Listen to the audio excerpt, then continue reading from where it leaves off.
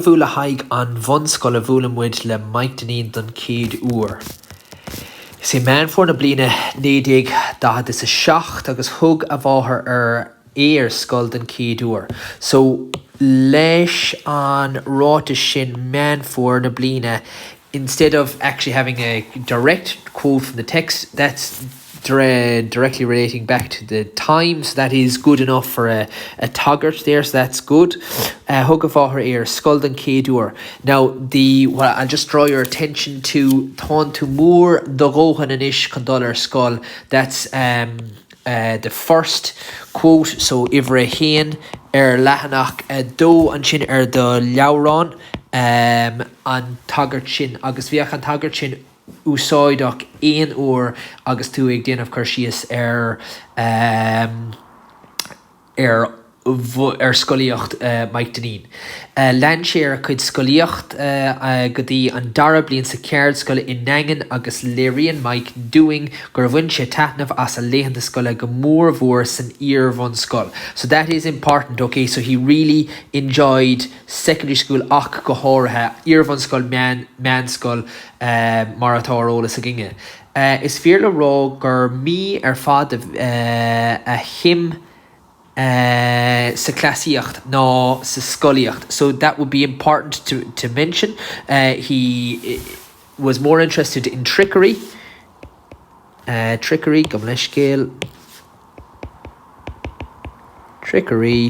than actual schooling. Okay, agus mátá tú ag déanamh chuirsíos riamh sin bheadh sé go maith é sin a chuirteach, okay? And again, that's the léargas, okay, that's ag teacht amach taobh hir den a focail comma, okay? So léargas fáil an sin. Okay, I réthe sa bhunscoil chuir Mike Deneen in úl doing gur bhain sé taitneamh as ach 3 ground for ó an chéile. Okay, so bun clock an scéal is na hachtri ground for hitting amach ó hús go deireadh an scéal.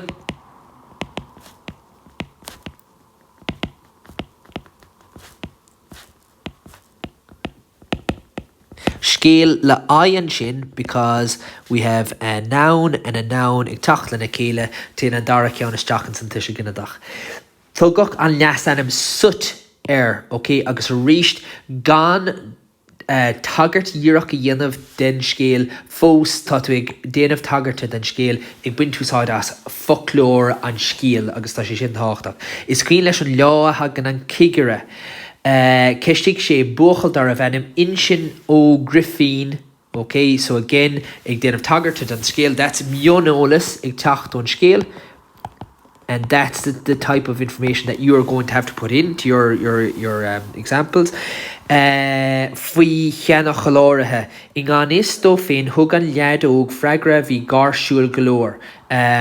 Garsúil would be rough, okay, so quite a raw answer hernash agus tháinig an ground amachas bhí ground a feiscint sin. Okay, a bhí saolcrú ag muintear an túthe le ling dó a bheith ag fás a nuas I géirí ag an am sin. Fecin muid aspa arigid, okay? And again, when we're talking about léargas, that comes in again, aspa arigid sa scoil fiú amháin nuair go raibh gauntanas áisina, okay? So where do we see the aspa arigid? We see the aspa arigid in the gauntanas áisina, the lack of facilities.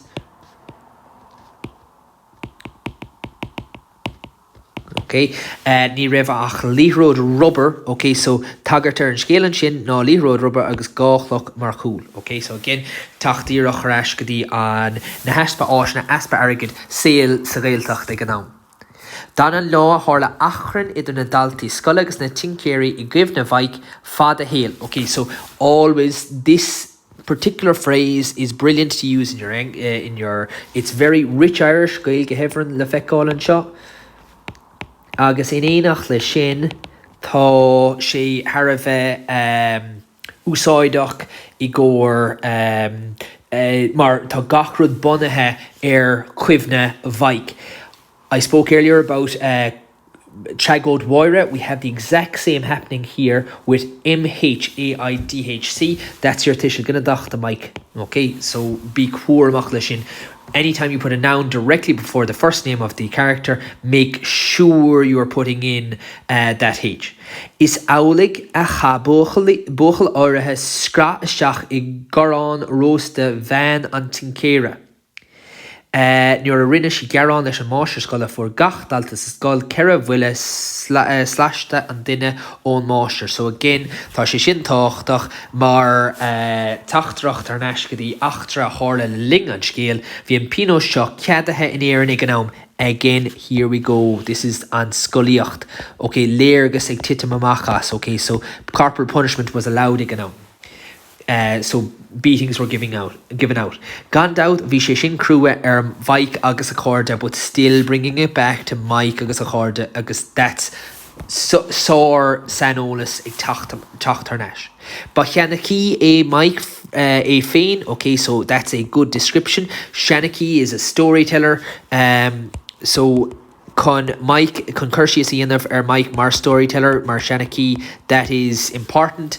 Gan doubt agus fecin mi casa agus luabe on danga in a chud scéalte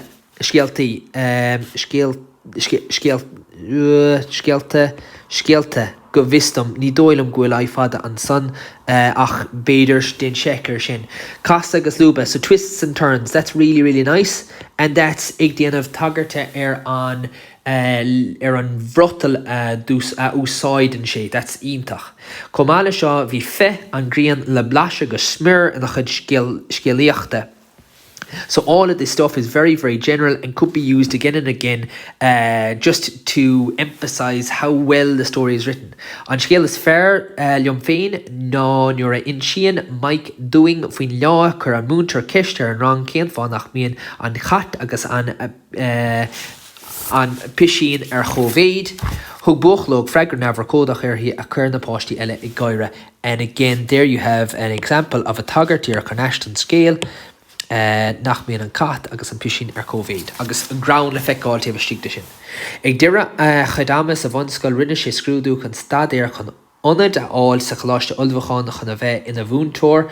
Ach níor airí go má leis, dúirt a bháthar leis é féin, ola bhúd an ceirdscoil, mar ní raibh sé ag írí gombeadh sé ag chur a héal mú ag slábhíocht. Okay, so is dói go dagan léirgus amach mar jaall an saoil a bheacha chud dá mar rudin ná nach neacaigh siad a raig chun na ceirdscoile. Ca Mike Denín a gábhlíonn sa ceirdscoile agus bhíonn sé an tanna bhas. So again, as an dá sampla an scoilíocht sa scéal, buineann sé bhadníos mó taithna bhí as taithna bheith as an gudama a chaise sa ceirdscoil. Fuair sé siab gach lá is sean glúisteán mar a chánach. Bhí anna sim ag Mike ag obair lena. Okay, agus ca mé bug a raig. Agus can níothing an sin. Okay, done. Agus bug mé raig an sag am leis gil faoi sin. Agus tásúla go go joking sé sin suas ríist. Just ca mé editing ianamh Now, there we go. Lámh agus bhí sé ar bhain na muice ó chéamh ábhar scoile chosúla líneacht agus aimimedóireacht.